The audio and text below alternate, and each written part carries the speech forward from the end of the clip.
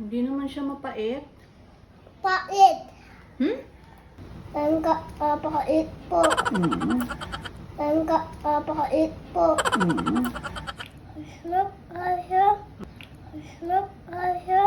O ayan na, langga. Sabi nila, hindi nagsisinungaling ang mga bata. O ayan, isa pa to si Kuya Ryder. Kakainin pa ata yung aking lava cake. Sobrang worry na ako dyan dahil nakasabit lang talaga yung cake dun sa motor niya. As in, dun lang niya talaga itinape sa may hawakan. Buti nga at nakasalubong ko si Ryder. Maghahatid pa kasi ako sa school ng anak ko.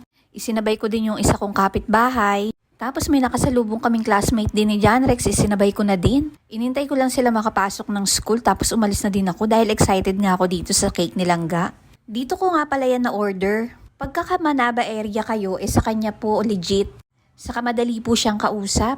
Ito nga pala yung pinaka-trending ngayon at pinagkakaguluhan na cake ni Langga. Napakalaking issue nito dahil nga sa napakapait daw. At syempre, followers tayo ni Langga kaya naman alam na alam natin yun. Kung ikaw ay mahilig mag-bake, sigurado followers ka din ni Langga. Medyo natakot nga ako dyan dahil nga doon sa pagkakadala ng rider. Dahil sa nakita ko na nakasabit lang, naisip ko na baka yung icing niya o yung ganache niya ay nasa takip na din. Lahat kasi nang napanood ko, pagbukas nila yung ganache niya sa takip na. Pero ito ay buong buo pa rin. Maayos ang pagkakahandle ng seller. Siguro prinosen muna niya ito bago niya ibinigay sa rider. Tingnan niyo naman yung anak ko, tuwan-tuwa. Nung umpisa, akala niya ice cream. Hindi na nga makapag-intay at kinakamay pa. Ma, ito to.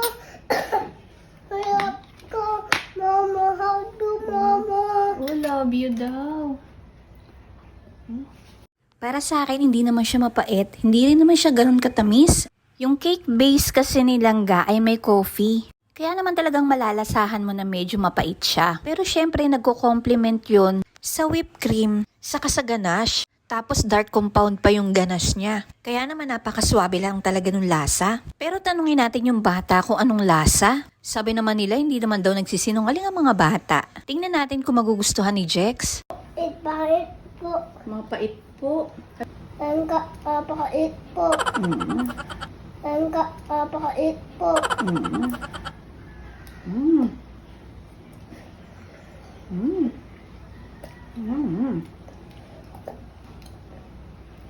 Huwag mo kainin lang yung chocolate.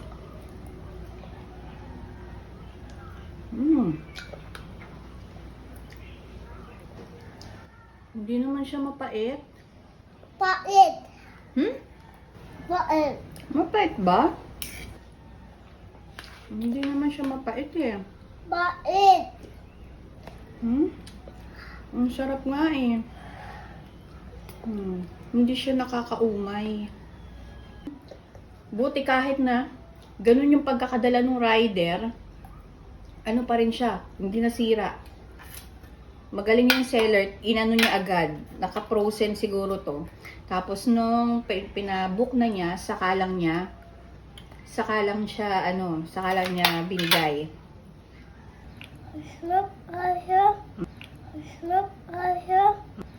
Sarap kaya.